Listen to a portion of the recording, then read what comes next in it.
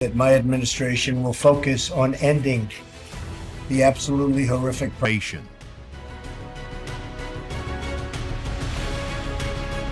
President Trump is threatening to send federal troops to Minnesota.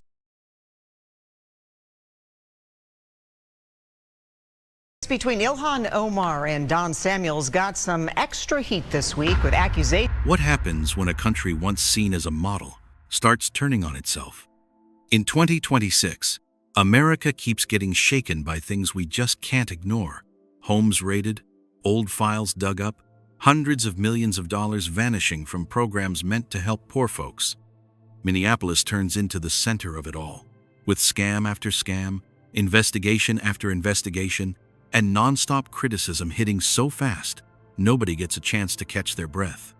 In just a short time, 7 news stories come one right after another. The kids' nutrition fund gets gutted. Strange money flows through middleman groups. Familiar faces get questioned about their responsibility and honesty. Everything is clear, specific, and big enough to make you stop and think. Do you feel like something's gone way too far? If there's any worry in your heart, leave a prayer in the comments below. Just a simple way to remind ourselves not to look the other way at what's happening. Amen. Now come along with me as we pull back the curtains on the truths God has quietly placed in every one of these shocking events hitting America these past few days. We'll start right with the raid on the mansion of the 46-year-old Somali governor figure kicked off a real political storm. What happened in Minneapolis isn't based on guesses. It's coming straight from clear news reports and official numbers. The Feeding Our Future case was found to have lost about $250 million from the kids' nutrition program. 78 people got charged, and a bunch of bank accounts and properties got frozen for the investigation. When all this info hit the federal records at once, it was obvious this wasn't some small mistake. It was big enough to make the whole system react. Minneapolis is home to around 80,000 Somali Americans, and it used to be seen as a real success story for fitting in.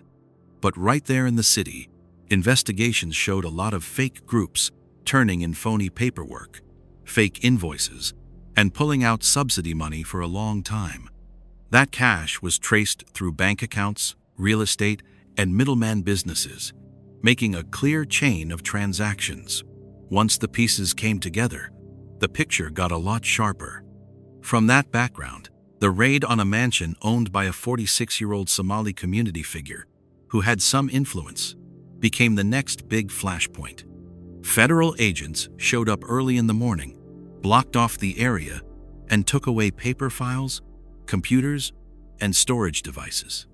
According to Fox News, the operation was part of looking into financial fraud suspicions and possible ties to groups already under watch, even though the final legal conclusions are still being wrapped up.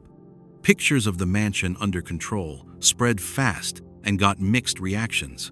Some folks said it was a necessary step to protect taxpayers' money. Others worried the heavy news coverage might make the whole community look bad unfairly. The debate went public because the numbers are out there and hard to ignore. That's where the story started going beyond just one search warrant. The Bible, in 1 Kings chapter 21, verse 19, talks about the fallout from using power to grab someone else's property. This is what the Lord says: "Have you murdered and taken over someone's land?" The story of King Ahab isn't about pointing fingers at anyone today, but it reminds us of a pattern we see too often. When power mixes with personal gain, trouble starts with things that seem hidden or protected. The Minneapolis raid isn't the only one. Earlier, in Shakopee, the business Empire Cuisine and Market got caught taking millions in fake reimbursement claims. Put the two cases side by side, and it's clear how gaps in the welfare programs got exploited in a planned way. This isn't about one person anymore. It's a sign that holes have been there long enough for people to take advantage. 1 Kings 21:23 keeps the strong warning about abusing power. The Lord also says about Jezebel, "Dogs will eat her flesh by the wall of Jezreel." This isn't a judgment on today, but it's a clear reminder. History always leaves a trail for anyone who thinks power can escape consequences. Of course, some people say these investigations have a political slant or get blown out of proportion. Still, data from the U.S. Department of Justice shows dozens of welfare fraud cases getting prosecuted, with solid financial proof and money trails tracked in detail. That points to the problem being in the actions and how things were run, not in any community's background or name.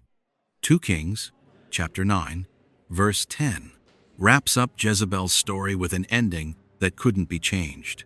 Dogs will eat Jezebel in the field at Jezreel, and no one will bury her. This is the last hint in this opening part. No power structure is strong enough to hide wrongdoing forever once the truth starts coming out. The raid on that mansion is just the starting point of this whole chain of events. If what's been released so far is only the surface, how many more groups and connections are still unnamed behind it? The next part will dig deeper into those layers, where things get a lot more complicated. Drug empire found inside a mansion. Shocking numbers revealed. The moment they busted open that mansion door, you could tell right away this wasn't some routine search. Right there in front of you, from the floor all the way up to the ceiling, packages were stacked solid. No room to even walk through. Metal drums, suitcases, safes, all sealed up, kept getting pulled out into the light. The numbers they announced on the spot left people stunned. Enough heroin and fentanyl to kill millions, plus billions of dollars in cash hidden all over the house. The scale was way beyond anything you'd expect from regular crime. This happened in Minnesota, home to the biggest Somali community in the country. For years, that area kept coming up in investigations about welfare fraud. From kids' nutrition programs to public housing, aid meant for vulnerable people got exploited on a huge scale. Major reports showed billions of dollars siphoned off, leaving real harm to the very communities that needed help most. That mansion wasn't some isolated case. It was just one piece that finally came into view. As they opened each container, you could see the shock on the agents' faces. The drugs seized were so much, they had to haul them out in multiple loads. The cash was piled so high that counting it took hours. One investigator put it plainly: if that much money hit the black market, it could shake up an entire state's economy. Standing there looking at it all, you can't help but wonder, how could something this big go on for so long without anyone noticing?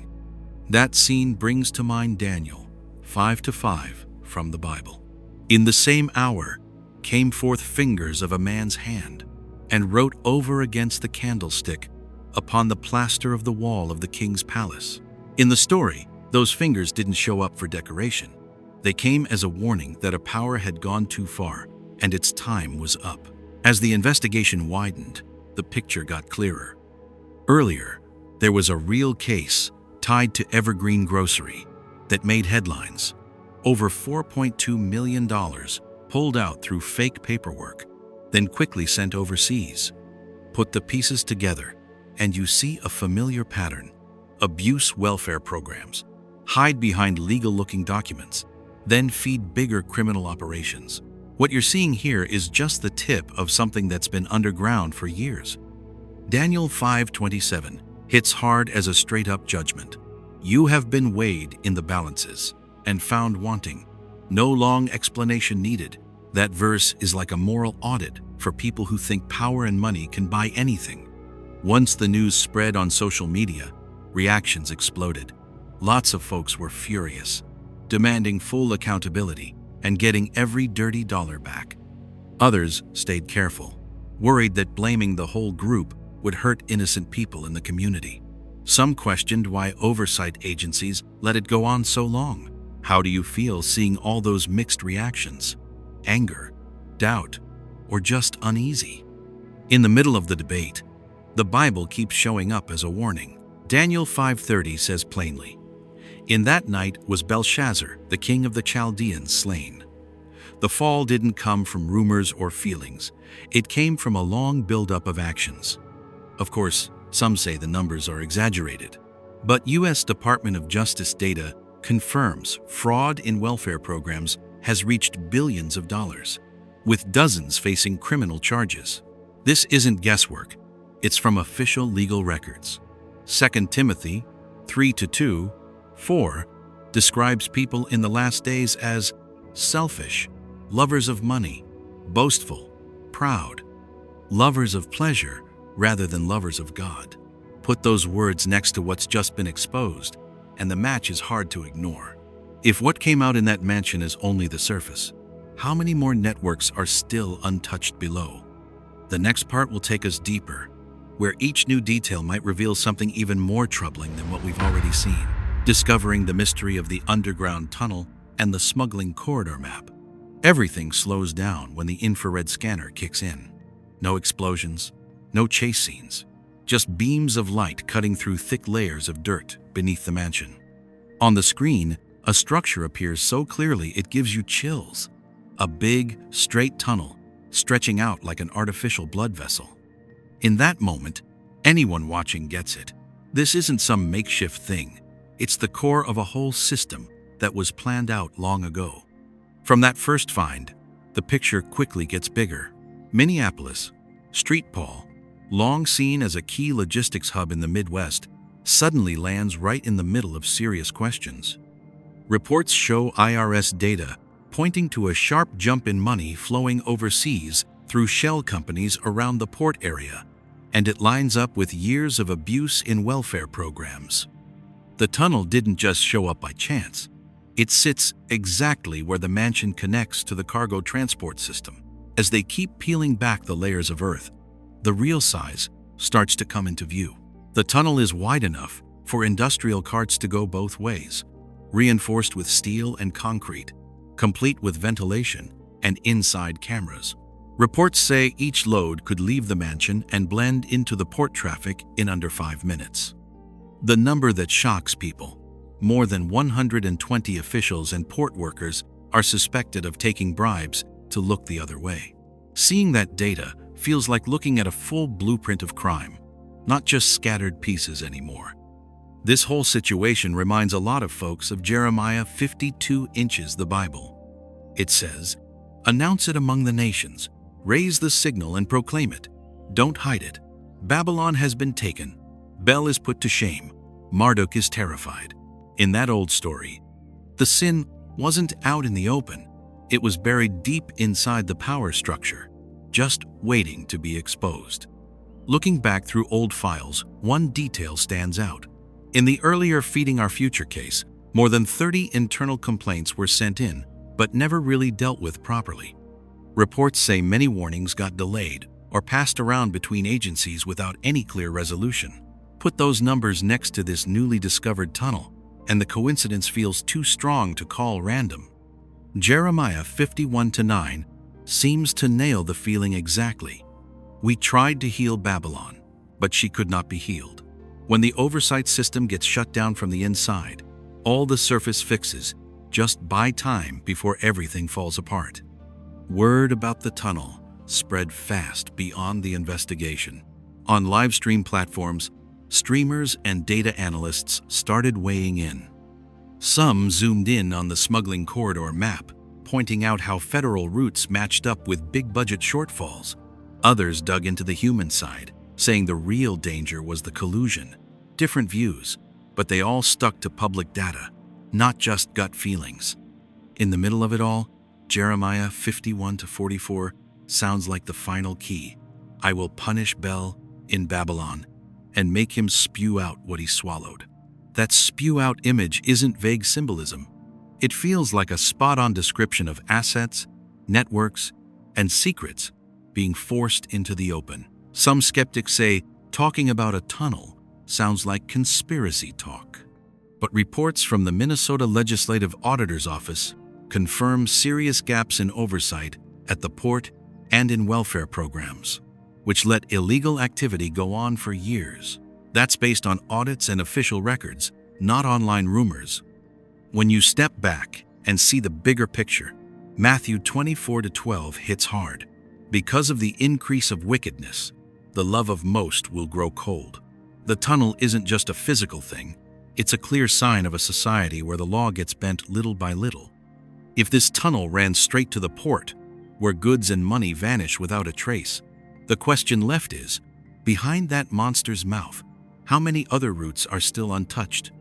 The next part will take us closer to the end of this system, where things might go way beyond what we've seen so far. The raid on the port uncovered the mouth of the beast. Early in the morning, armored trucks roared into the Minneapolis port. Sirens blared, headlights cut through the dark. Gunshots rang out as agents broke open container locks in just a few minutes.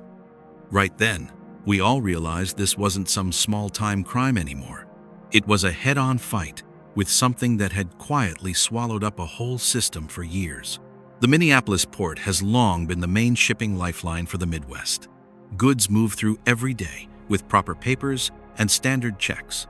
But right at this key spot, according to AP reports, smuggled stuff got cleaned up with fake documents, forged signatures, and familiar nods. If you were there watching, one thing hit hard. If this link breaks, the whole chain behind it comes into view. The raid felt like a military operation. Agents split into teams, took control of armed guards, blocked escapes to the river and roads. Inside the sealed containers, the numbers made people's blood run cold. About 220 tons of heroin and 80 tons of fentanyl. That's enough to devastate millions of families across America. We're not talking small-scale smuggling here. This was industrial-level storage. As each container got opened, the full picture came clear. Trains were ready to leave, papers all in order, schedules down to the minute. It showed tight teamwork across levels, from storage yards to security to inspections. Crime doesn't stand alone. It moves in lines, with guides and cover. That scene reminds me of Acts 12:21, 23 inches the Bible.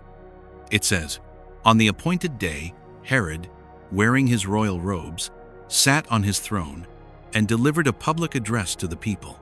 They shouted, 'This is the voice of a God, not of a man.' Immediately, because Herod did not give praise to God, an angel of the Lord struck him down, and he was eaten by worms and died." Power that gets praised without checks always ends up collapsing. What happened at the port shows another hard truth. In the earlier Feeding Our Future case, 37 people already pleaded guilty, and DOJ is handling a total of 78 related cases.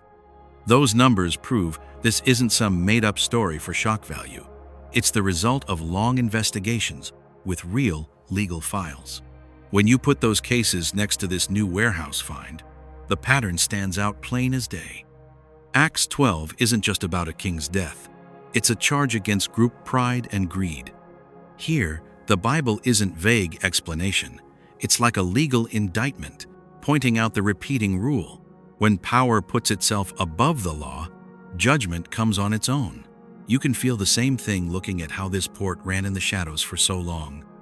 DOJ records and public indictments confirm the seized amounts, and defendants are real. Getting away with it for years only proves one thing: the control system got shut down from the inside, not because the criminals were too clever. When you line up all the facts, the warning comes through loud and clear. Corruption doesn't start with one container or one train. It begins with small decisions ignored, signatures in the wrong place, people thinking they're above the fallout. The Bible repeats that judgment doesn't surprise. It arrives when things are full. If the port is like the mouth of the beast, swallowing hundreds of tons of drugs without a word, then the next question can't be avoided. Who's behind it, running and protecting this whole machine all this time? The next part will take us closer to a name once praised as a symbol of reform. But will that image hold up when the light shines straight into the center of power? The truth behind the reform governor: high-level betrayal. The shine is gone. The nice slogans are gone. And now it's just cold numbers on the investigation table. The picture of the reform governor who once stood for hope and change now faces a tough reality. $41.7 billion is said to have gone through shell companies over many years, all under a perfect legal cover. Right now, we see that this isn't just about management mistakes anymore. It's about trust being betrayed at the very top. The background to this collapse didn't happen quietly. In Minnesota, Tim Walz used to be talked about as a moderate, forward-thinking face, but according to NYT analysis, delays and indifference to a bunch of warnings let fraud spread from nutrition programs, housing, all the way to Medicaid. As reports piled up, one feeling came through loud and clear. Those in power chose to stand still, while the system got gutted, day by day. Investigation documents show the scariest part is that all the paperwork looked perfectly fine. Contracts were signed the right way. Money flowed through licensed banks. Reports got filed on time. But behind that by-the-book appearance was a network of cover-ups, where decisions got delayed on purpose and checks got blurred. When you look at how it worked, you realize betrayal doesn't need loud or violent acts. It just needs silence at the right moment. That picture makes a lot of folks think of Matthew 26-14, 15. The Bible says, "Then one of the 12 disciples, named Judas Iscariot, went to the chief priests and said, 'What will you give me if I hand him over to you?' They counted out 30 pieces of silver for him." Betrayal doesn't make noise, but the damage spreads way beyond what anyone first expected. The deeper it goes, the clearer the signs of high-level coordination become. At one point, the DOJ reportedly had trouble getting some key records. Investigation sources say the House Oversight Committee had to step in to check on possible obstruction of the legal process. Here, the issue isn't just one person, it's how power got used to slow down the truth. Matthew 26-48 keeps showing the same nature. The one who would betray him had given them a sign, saying, "The one I kiss is the man. Arrest him." A kiss is supposed to mean trust, but when it's used like that, it becomes the tool that leads to a fall. In today's situation, gestures labeled as reform hid decisions that hurt the whole community. As the news spread, people reacted in different ways. Some criticized hard, saying this is clear proof of how corrupt the leadership class has become and demanding full accountability. Others felt relieved that long-held suspicions from years back were finally coming to light. At the same time, some folks are skeptical, asking if every accusation has solid proof yet, and whether politics is playing a role in all this. John 13:21 gives another warning. Jesus said, "Truly I tell you, one of you will betray me." Those words aren't just for an old story. They're like a general charge for times when betrayal shows up right in the middle of the most trusted group. The House Oversight Committee and federal agencies are now going over the money flows, contracts, and specific decisions. Figuring out right from wrong will come from the records and the law, not from old images or built-up reputations. That's exactly what makes the collapse of illusions hurt more. It's based on hard facts, not vague accusations. When you put the whole story together, the warning comes through plain. High-level betrayal doesn't just lose money, it eats away at society's moral foundation. What the Bible warns about the human heart in the last days isn't some far-off idea anymore. It's right there, in every file and every number. But the story doesn't end here. As questions grow about the role of the reform governor, another name is starting to show up in documents and money trails. Is Ilhan Omar someone caught in this mess, or an active link in a system that's been running for years? The next part will uncover corners that, until now, very few have dared to look at straight on. The accusations against Ilhan Omar and her husband's sudden wealth have left a lot of people with questions. A new financial report just came out, and it made folks pause, not just because of the claims, but because the assets grew so fast in such a short time. They went from almost nothing to tens of millions of dollars reported in no time at all. The numbers themselves don't prove anything wrong, but they do make you wonder, where did all that come from? And why did it happen right when her political power was at its peak? From Washington, D.C., this story is getting talked about more in investigative reports. Ilhan Omar, a well-known face in Congress, and her husband Tim Minette are under the spotlight because their family's assets reportedly shot up quickly. From being close to broke, their net worth hit around $30 million in just 1 year, a jump that surprised a lot of people. The political side makes it even more sensitive. Omar has publicly supported programs like the Meals Act to help vulnerable communities. Some conservative media outlets say those kinds of policies might open doors to fraud. Fox News has raised questions about whether her policy positions connect to financial gains, though she and her team deny any wrongdoing. Luke 12:15 comes to mind as an old but timeless reminder. Watch out. Be on your guard against all kinds of greed. Life does not consist in an abundance of possessions.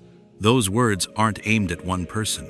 They shine a light on the human drive to pile up more, which can blur moral lines when power and money mix. More numbers keep coming out in the public disclosures. Rose Lake Capital, the company Tim Minett runs, reportedly jumped in value from just $42 to about $25 million. A related winery also showed huge growth. Omar says she didn't get any unfair benefits, but the public records make it hard for people to ignore. The House Oversight Committee is said to be looking at next steps, including possibly calling Minett in. Luke 12:20 fits the moment too. But God said to him, "You fool, this very night your life will be demanded from you. Then who will get what you have prepared for yourself?"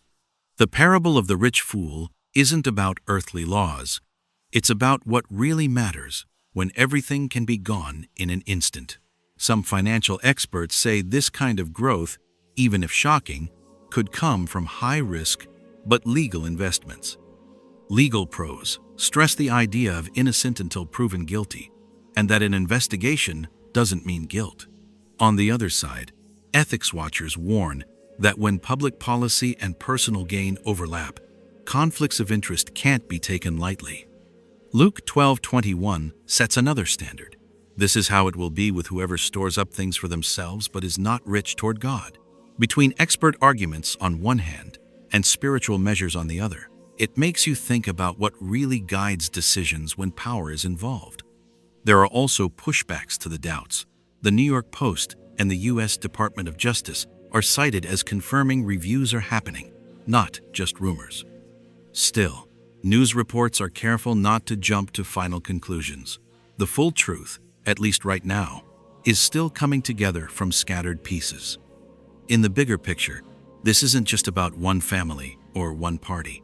It mirrors the warnings in the Bible about greed, showing up again and again through history. When wealth becomes the main measure of success, moral boundaries get tested easily. And the big question hangs there at the end. If real links between politics and welfare fraud get proven, how will power in Washington react? With Donald Trump still a wild card in American politics, the next move could be quiet strategy or a strong pushback that stirs up even more waves. Trump has made some strong warning moves ahead of these back-to-back flare-ups.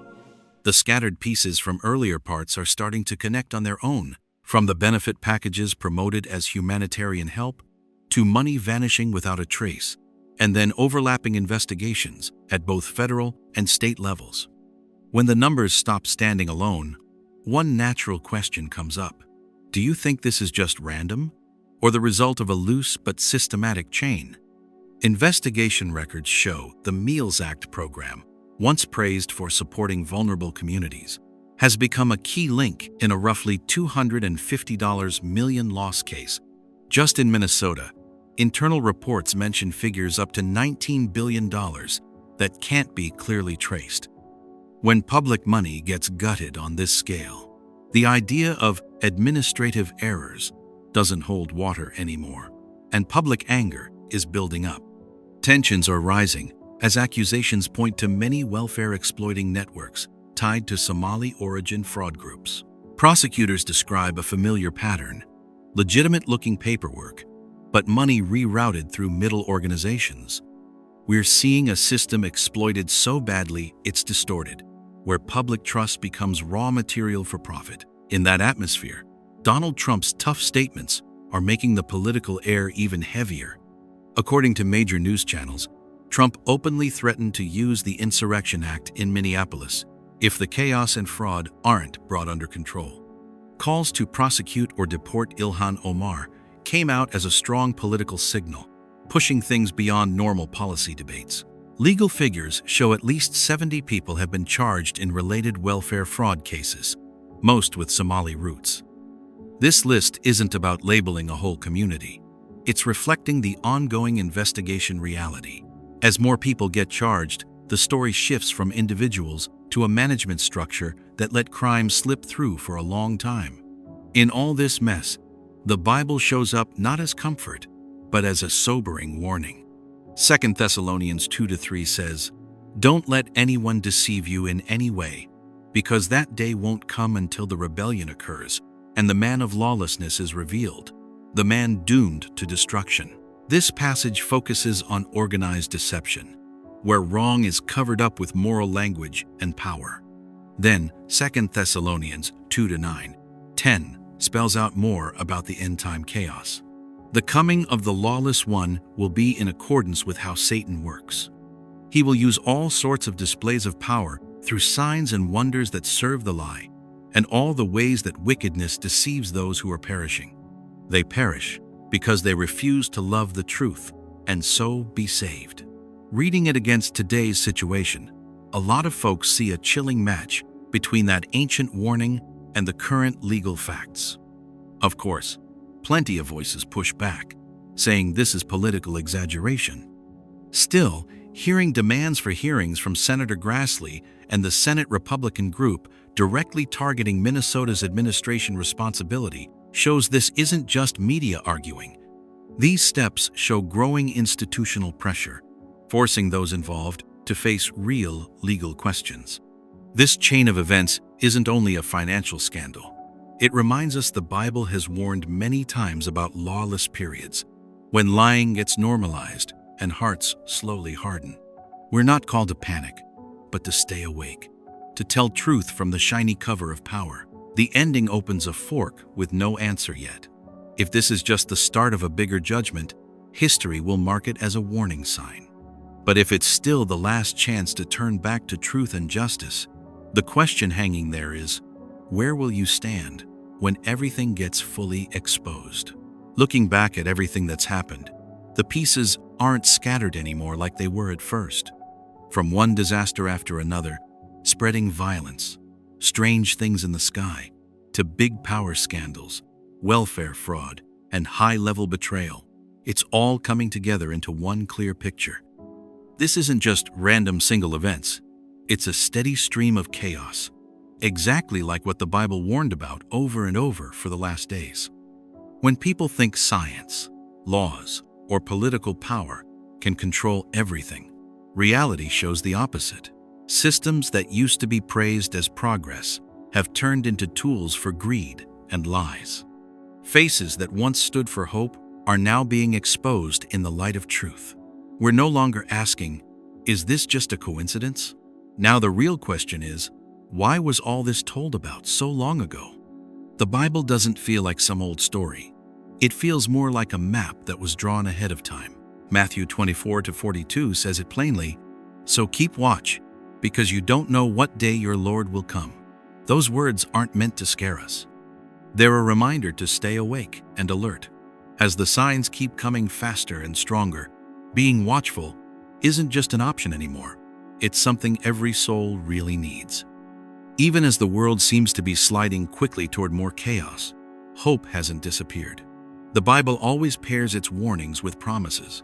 The end times aren't just about everything falling apart. They're also about salvation for anyone who holds on to their faith. We might be getting close to the end of the old way of things, but at the same time, we're standing at the door of grace for anyone willing to turn back to God. Right now, what matters isn't arguing who's right or wrong on the news. It's looking at ourselves. What are you putting your trust in? Money, power, or God's promises? You don't have to answer that right away, but it's worth thinking about quietly as all the outer layers get peeled away. If you feel like it, leave a prayer below, or just an honest thought from your heart. It's not about showing off. It's about reminding each other that we're still searching for real truth and real peace. Don't forget to like, share, and subscribe to the channel so you won't miss any of the next messages, because what's happening isn't over yet. Finally, I pray that you and your family stay protected and kept in God's peace in this shaking world. May His light guide every choice and every step ahead. Amen. We will move the American embassy to the eternal capital of the Jewish people, Jerusalem. After it started demolishing UNRWA's headquarters there. Video shows bulldozers tearing down.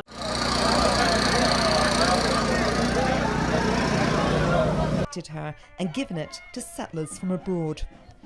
Israeli soldiers couldn't. Edition of Jerusalem Dateline. I'm Chris Mitchell, joined in our studio by the newest member of our staff. This is a standoff in downtown Jerusalem between Israeli protesters and Israel. What's Jerusalem dealing with right now, when so many serious things keep happening one right after another in such a short time? Religious leaders are openly warning that faith is being twisted. The Al-Aqsa holy site keeps getting stormed. Settlements are expanding fast and hard. Hundreds of families are being forced out of their homes. Kids are dying in the middle of protests. Society is split over military service. Prices are shooting up, and people are hitting the streets. And right in the middle of it all, art is trying to hold on to whatever bit of humanity is left. These things aren't separate. They're not random. They're piling up on each other, pushing Jerusalem into a level of tension we've never seen before. Don't you think it's strange when all these warning signs show up in the same place at once? The story doesn't end here.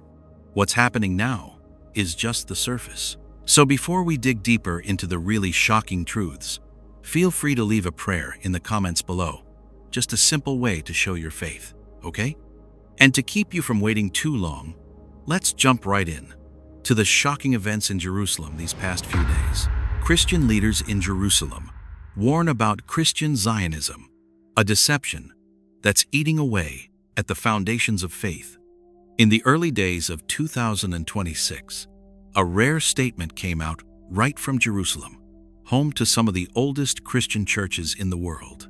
Patriarch Theophilos III of the Greek Orthodox Church, along with representatives from the Roman Catholic and Armenian churches, signed a joint document warning about a growing theological and political trend called Christian Zionism.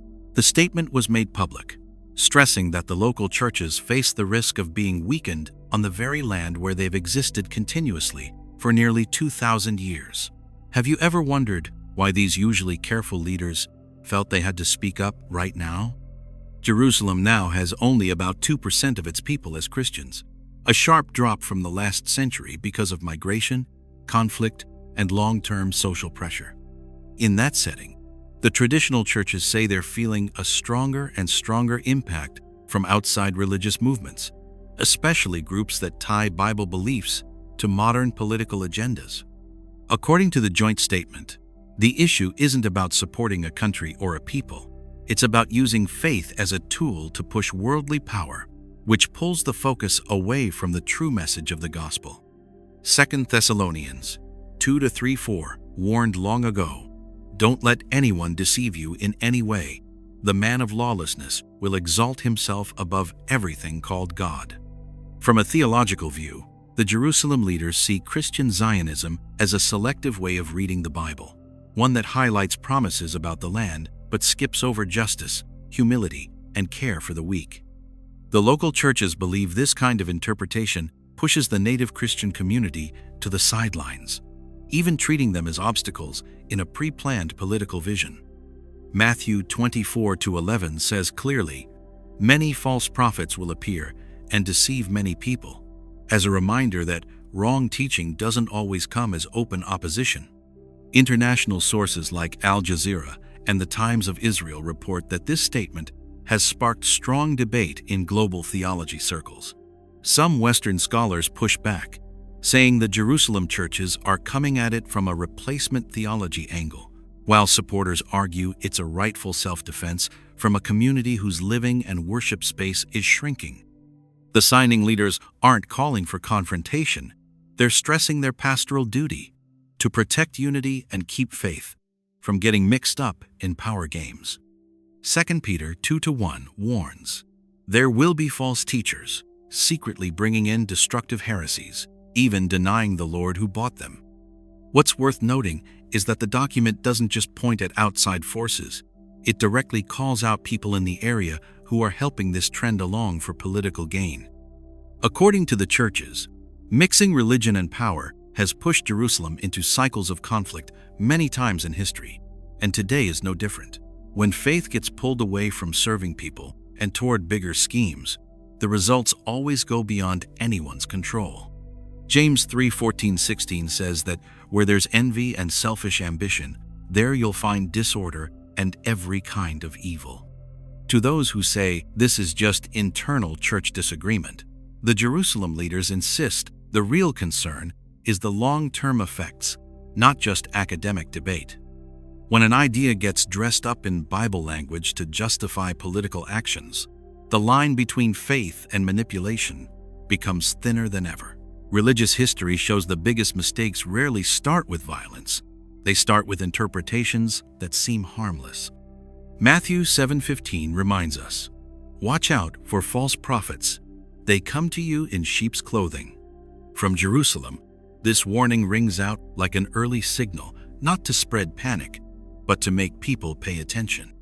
It raises questions about how the Bible is being used, what the real goals are of movements that claim to be faith-based, and each person's responsibility to discern truth.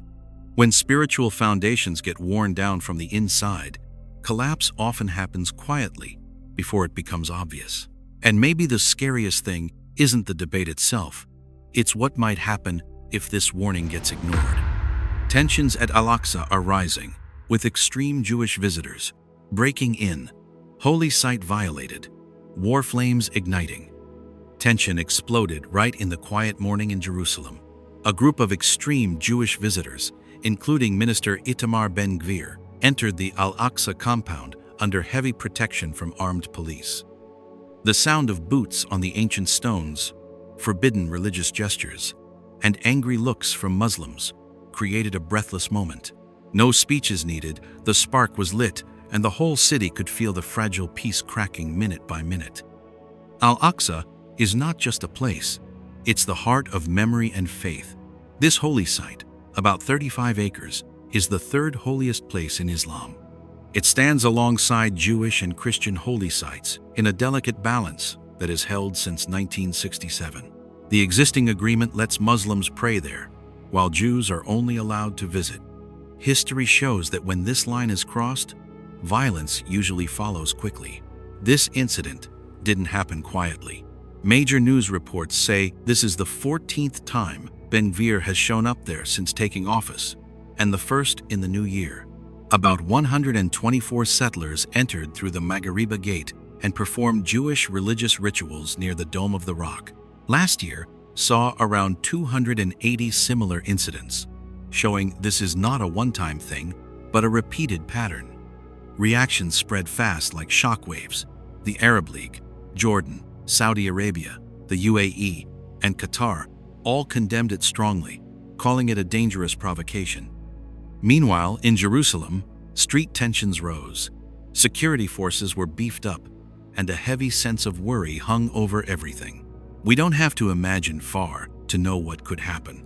Just look at past outbreaks of violence after similar events. World opinion splits into two clear sides. One side says it's just a symbolic visit with no plan to change the status quo.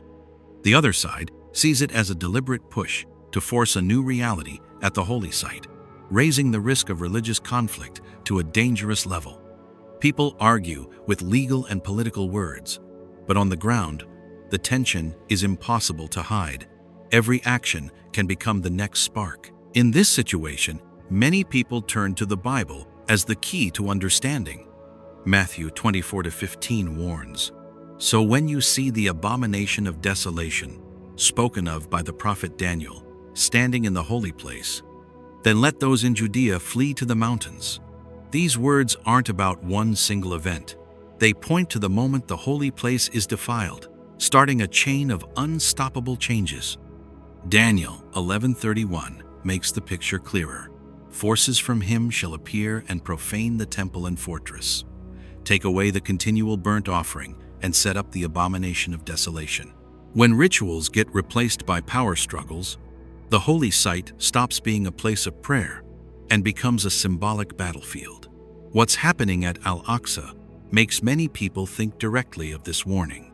Revelation 11:2 widens the view to the long-term results. But do not measure the court outside the temple. Leave that out, for it is given over to the nations, and they will trample the holy city for 42 months. The trampling isn't just physical, it's a spiritual violation, with faith caught in an endless cycle of confrontation. All of this leads to one hard-to-avoid truth. The constant challenges to the holy site show the old order is shaking, and Jerusalem once again stands at a dangerous crossroads. Each intrusion tests how much the community can take. The question isn't, will it escalate anymore? It's when. And if that final line is crossed, what will really be awakened from this holy place? Israel is pushing ahead with big settlement plans in East Jerusalem, on land that's hotly disputed, and it's crushing any hope for peace. These past few days, East Jerusalem has been heating up fast. The Israeli government is moving quickly to approve two large settlement projects. One is in Kalandia, Atarot, with about 9,000 apartments. The other is in Sheikh Jarrah, which could force dozens of Palestinian families out of their homes. These aren't just ideas on paper anymore. They're real steps happening right now, while the conflict keeps getting worse and peace talks are basically frozen. The map of Jerusalem is being redrawn right in front of the world, street by street, piece of land by piece of land, family by family. Major news reports say the Atarot project sits on the old airport land in northern Jerusalem, right between Palestinian neighborhoods like Kafr Aqab and Beit Hanina. With 9,000 homes, this settlement doesn't just grow bigger, it creates a huge Jewish area that cuts off East Jerusalem from the West Bank, breaking the connection between them. At the same time, the Nahalat Shimon plan in Sheikh Jarrah targets the Harun area, planning to tear down existing homes to build more than 300 new apartments. When these decisions come so close together, the big picture is clear. Jerusalem is being squeezed from all sides. The tension isn't just on planning documents. On the ground, Palestinian families are living with the fear of eviction notices any day. Lawyers are getting ready to fight in court, and security forces are showing up more and more. Streets that used to feel normal now feel like battle lines. In this atmosphere, it's easy to see this isn't just about building houses. It's a direct struggle over who controls the city and what its future will be. The Bible described times like this in very plain words. Jeremiah 6:6 says, "For this is what the Lord Almighty says, cut down the trees and build a siege ramp against Jerusalem. This city must be punished. It is full of oppression." The picture of a city surrounded, reshaped by force and injustice, hits hard when land and people are under so much pressure. Arguments broke out right away. Supporters say Israel has the right to build in areas it controls, that it's about long-term housing needs and security. On the other side, human rights groups and international watchers warn these settlements break international law and destroy any chance for a real, independent Palestinian state. Both sides clash hard, but everyone agrees on one thing. Decisions made today will affect things for decades to come. Isaiah 10:1-2 paints a familiar scene for arguments like this. Woe to those who make unjust laws, to those who issue oppressive decrees, to deprive the poor of their rights and withhold justice from the oppressed. This part of the Bible isn't just about laws. It's about what happens when power is used to redraw land without thinking about fairness. What's happening in Sheikh Jarrah cuts even deeper into the divide. For Jewish people, it's about restoring historic ownership. For Palestinians, it's losing homes, roots, and their last foothold in East Jerusalem. Small protests, long court cases, and international media attention have turned this neighborhood into a symbol of the whole conflict. Amos 2:7 puts it plainly. They trample on the heads of the poor as on the dust of the ground and deny justice to the oppressed. Reading it again, it's hard not to see the similarity between that ancient warning and what's happening now. Overall, these settlement projects aren't separate events. They're pieces of a long-term plan to shape Jerusalem in a new way. Land changes hands, boundaries fade, and hope for peace slips farther away. A lot of people are starting to ask not who's right or wrong, but what price we'll pay when justice gets pushed aside. And when the last lines are finally paved over with concrete and new rules, what chapter comes next for Jerusalem? A forced order, or the moment of facing judgment that the Bible warned about long ago? The biggest forced eviction in East Jerusalem since 1967. People pushed out of their homes, cries filling the air. The decisions come down cold and final. The court rejects the last appeals. The eviction orders take effect in just weeks. No extensions, no deals. Homes get erased from residency records. People get shoved outside the law. In that moment, you realize the news isn't just words anymore. It's the sound of lives crashing. In Batin al-Hawa, a neighborhood in Silwan right next to Jerusalem's Old City, the largest forced eviction campaign since 1967 is underway. Around 700 Palestinian residents face being forced out of their homes after a series of court rulings all kicked in. In the most recent wave, 150 people from 28 families were told to leave within 21 days. You can see the impact right away on every street. Families pack up their belongings in the middle of the night. Kids have to leave school. Elderly folks lose their safe place. Earlier evictions already pushed out 13 families, 57 people total, from Batin al-Hawa. Experts have warned that this pace will keep going, creating a chain of displacements that's hard to stop. Jeremiah 22:3 used to be seen as a clear moral standard for those in power. This is what the Lord says: do what is just and right. Rescue those who have been robbed from the hand of their oppressors. Do no wrong or violence to the foreigner, the fatherless, or the widow. Do not shed innocent blood in this place. When you put those words next to these eviction orders, the contrast is stark and plain. The campaign in Silwan is tied closely to lawsuits pushed by settler organizations, using a legal system that lets them claim land from before 1948, but only in one direction. More than 90 families, over 450 people, including about 200 children, are still waiting for the next rulings. Every case that closes means one more home disappears from the map of daily life. The international response came quickly. The United Nations, through its humanitarian agencies, expressed deep concern, saying these evictions violate international humanitarian law. Several European countries issued statements calling for an immediate halt to the evictions, warning of rising tensions and damage to any chance of stability in the area. Still, the calls remain just warnings for now. Psalm 94:6 paints a dark picture of abuse of power. They slay the widow and the foreigner. They murder the fatherless. In Jerusalem's long history, verses like this get brought up again and again whenever the vulnerable are backed into a corner with nowhere to turn. Some say this is just a civil dispute handled through the current legal process. But human rights groups point out the imbalance in how the laws are applied. Rights to claim land and stay put aren't given equally. So the dispute isn't purely legal anymore. It's built into the system, leading to outcomes that feel predetermined. Isaiah 1:17 lays out a clear charge: learn to do right, seek justice, defend the oppressed, take up the cause of the fatherless, plead the case of the widow. Reading those words against the scene in Silwan, the Bible feels like a direct indictment, no extra commentary needed. This wave of forced evictions is redrawing the human map of East Jerusalem. Each ruling doesn't just take away a house, it erases memories, communities, and ties built over generations. And when the last doors get locked from the outside, the question hangs in the air: will those cries reach the conscience of the world, or will they just fade into the ancient stones of this city? Tragic accident at Haredi protest against military draft. Lives lost. Society torn apart.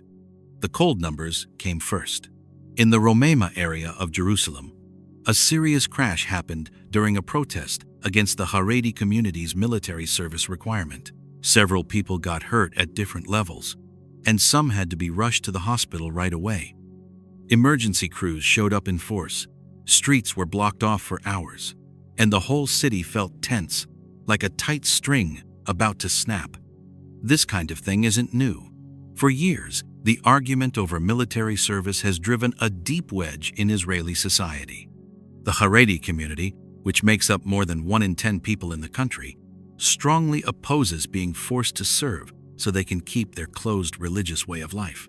Protests keep breaking out, clashing with police, and building more pressure and bad feelings between different groups in the same nation. What happened in Romema came at a moment when emotions were already running high. The crowd blocked the road, shouts echoed between the buildings, and traffic was stuck in total chaos. In one moment, things got out of hand. The accident struck, turning the protest into a flashpoint of violence. You can really feel how thin the line is between peaceful protest and disaster. Just 1 second of disorder can push everything beyond control. Right after, videos spread like wildfire on social media. You see chaotic streets, people running in panic, ambulance sirens going non-stop. Hospitals nearby got swamped, doctors and nurses working around the clock on the injuries.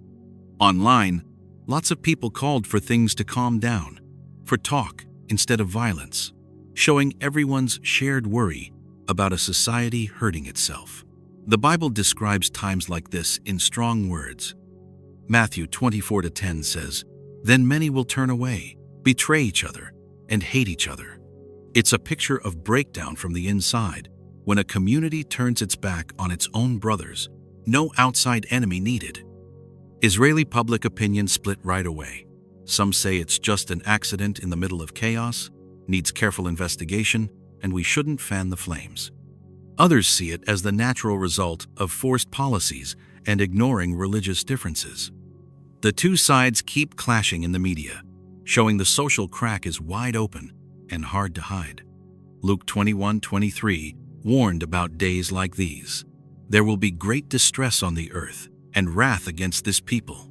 That verse isn't about one single event, but a chain reaction when pressure builds up and anger explodes inside society.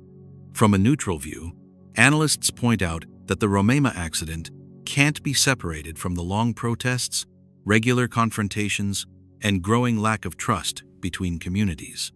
When shouting replaces talking, and the law feels like a threat instead of a shared framework, violence, whether accidental or not, finds room to grow.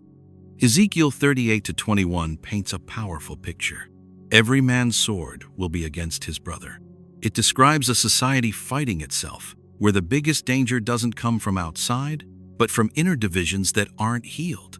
This wasn't just a traffic accident during a protest.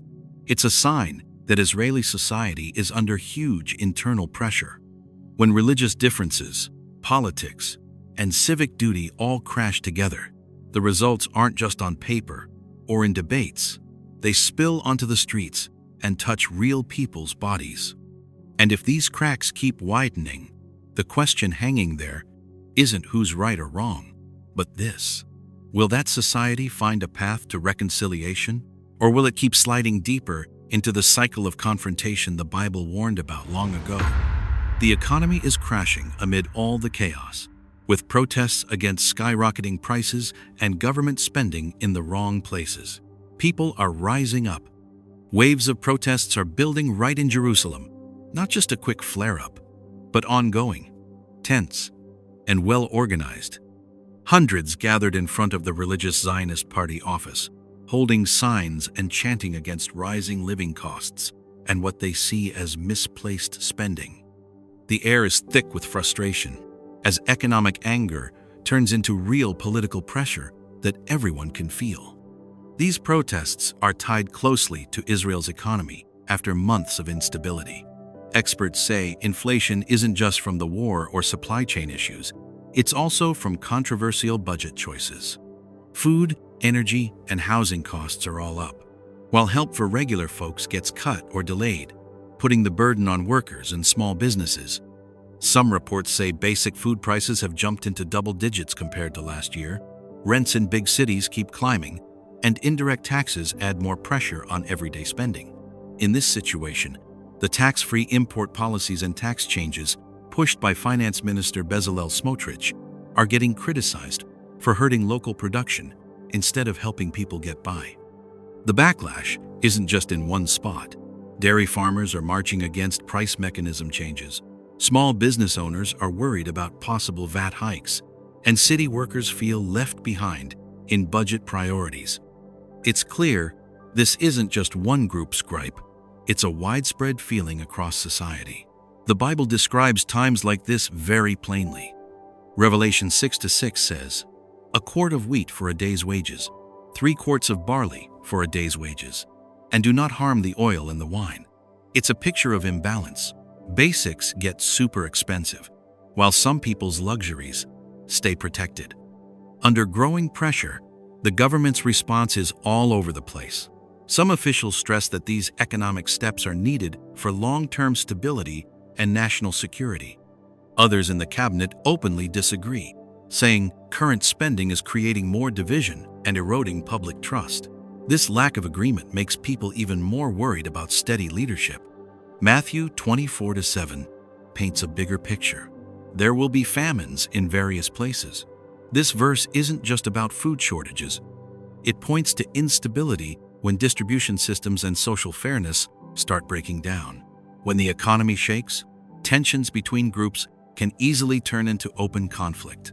From a neutral view, observers say these protests make sense. People are dealing with high living costs and a long sense of unfairness. But with war, budget strains, and deep political divides, these frustrations could go beyond pure economics and turn into a deeper social crisis. James 5:1-3 offers another angle. "Come now, you rich, weep and howl.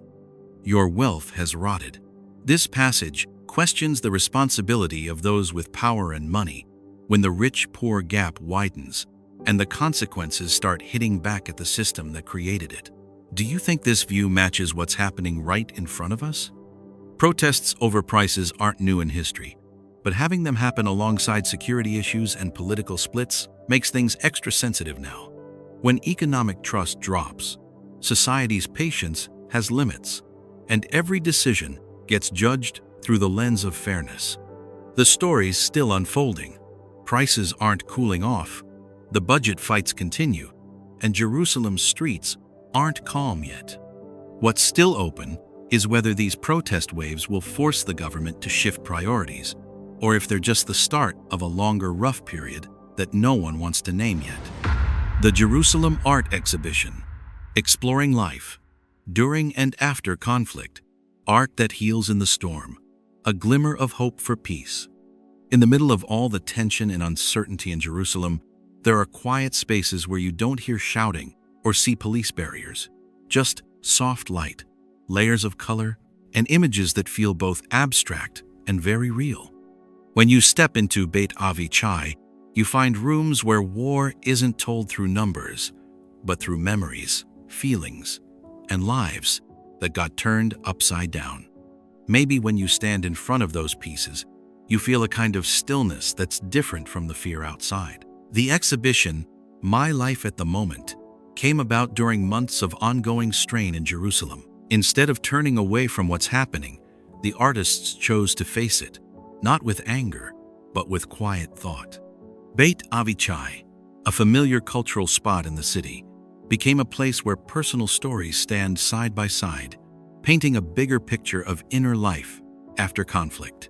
The works by Maidad Eliyahu, Raya Brukenthal, Noga Greenberg, Elkanah Levi, and Alon Kadem don't tell the exact same story, but they share a sense of fragility. There are images of homes that aren't whole anymore, drawings that hint at war from a distance, and even gentle religious symbols slipping in. Nothing tries to shock you. It just opens up space for you to talk quietly with yourself. Psalm 30:5 says, "For his anger lasts only a moment, but his favor lasts a lifetime.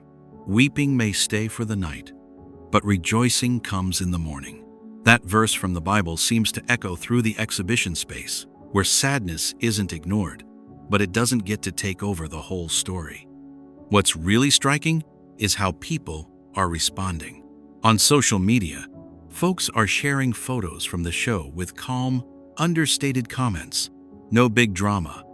Some see it as a brief pause from all the heavy news. Others say it's a reminder that spiritual life keeps going right alongside the conflict.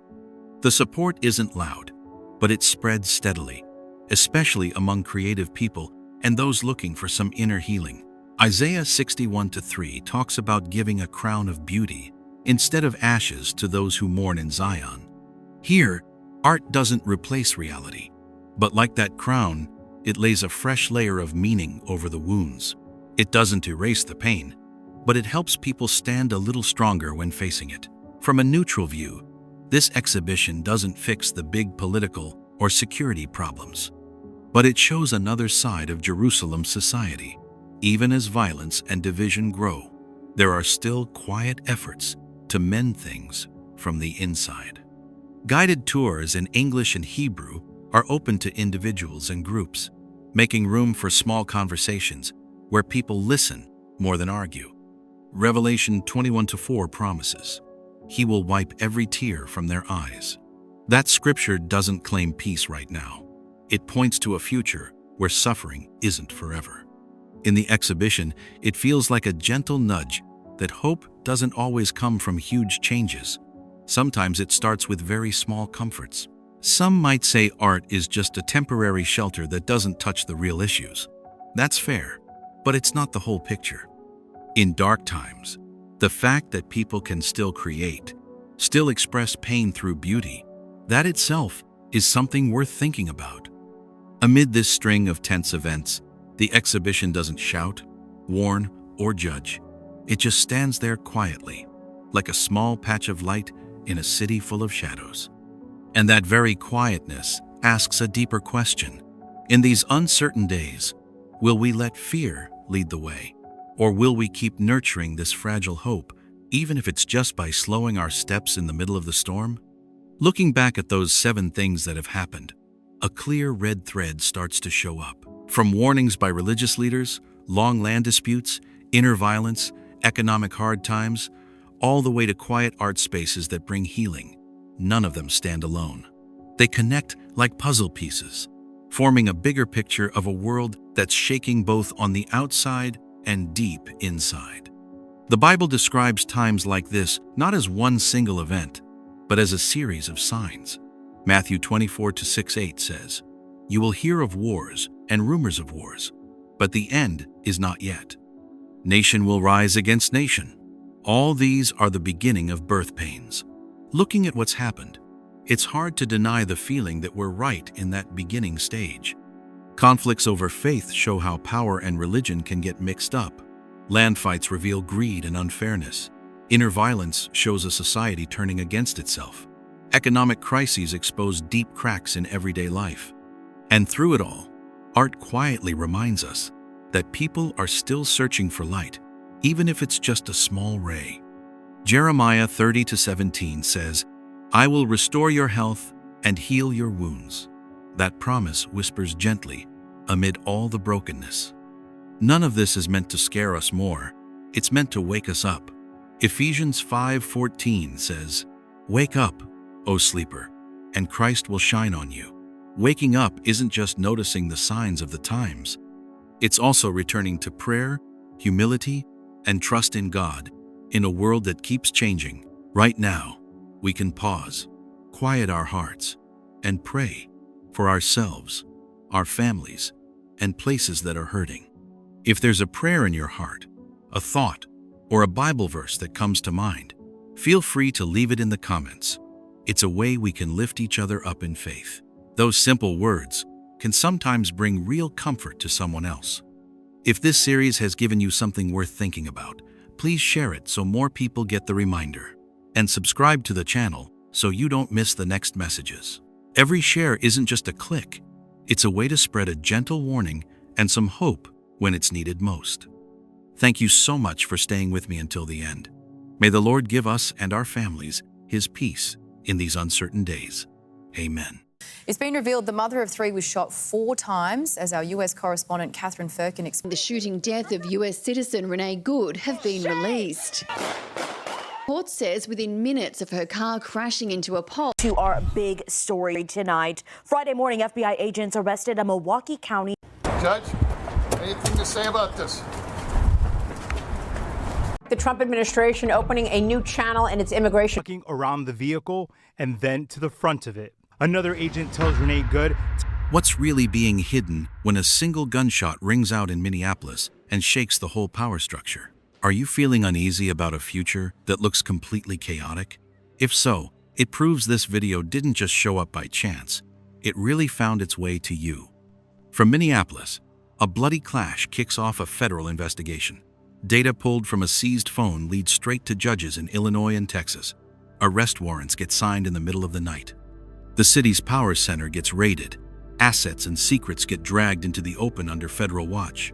Every location is a piece of the puzzle, and they're all connecting into a scary picture. And the real story doesn't stop there. Right below, you're about to see the full truth unveiled about the chain of events shaking the whole country. Before we dive in, drop a prayer in the comments, just a way to hold steady in the spreading chaos. No need to wait any longer. Let's jump right into the first hot update, the gunshot that tore through Minneapolis. Crime cover-up or justice under fire. A sharp crack shattered the quiet morning in Minneapolis, Minnesota, and in just a split second, the normal everyday order broke like glass hit by a rock. Amid the gun smoke and blaring sirens, you're no longer just watching this story. You feel the chaos, the cold dread, the suffocating unease right there with it. Minneapolis isn't new to clashes, but that shot pushed things way past the usual line. A 7-year-old woman named Renee Good went down after an ICE agent fired during what they called a routine operation. In a few seconds, a standard law enforcement job turned into tragedy, and we started seeing this wasn't some isolated incident. This city of over 425,000 people has been a hotspot for federal crackdowns for years, where ICE agents often face fierce pushback. Homeland Security reports show attacks on federal agents have jumped more than 150% lately. Things like throwing hard objects, ramming vehicles, even homemade weapons. Those numbers hit different when you see the video of a car speeding straight toward officers. According to Fox News, at the moment of the shooting, Renee Good drove her car right toward the ICE agents during an immigration raid, forcing them to react instantly. One bullet went through the windshield, and it all ended in chaos.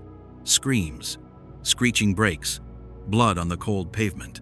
Watching frame by frame, you can almost feel the heart-pounding tension no script could ever capture fully. What happened in Minneapolis isn't one of a kind. Similar cases popped up in Illinois and Texas, where federal agents got hit by cars or makeshift weapons on the job. The FBI has logged hundreds of these attacks in recent years, pointing to a bolder wave of violence, and that gunshot starts looking like just the tip of something much bigger and more dangerous. In the Bible, Psalm 37:14-15 warns about that cycle of violence. The wicked draw the sword and bend their bows to bring down the poor and needy, but their swords will pierce their own hearts, and their bows will be broken. Those old words ring like an indictment, not against one person, but against using violence to hide the truth. The investigation peeled back more layers, making the picture messier. Renee Good didn't just happen to be there. Reports say she had loose ties to a criminal network already under watch. Those connections shift the question from self-defense or mistake to who's really behind this and why use violence as a shield. Jeremiah 9-8 nails it. Their tongues are like deadly arrows. They speak friendly words to their neighbors, but in their hearts they plot harm. Put that next to the facts coming out, and it's hard not to think of hidden power structures where words and actions go in totally opposite directions. Right after the video came out, people split hard. One side says it's clear self-defense. Federal agents keep getting rammed by vehicles. The other side blasts ICE for excessive force, turning a check into an instant death sentence. Those two views crash hard on TV and social media, leaving the big question, based on what we've seen and what's coming out, which side are you leaning toward? Those arguments aren't just about the law. They show a deeper fear of a society where violence is getting way too normal. With raids, resistance, and gunshots piling up, the line between justice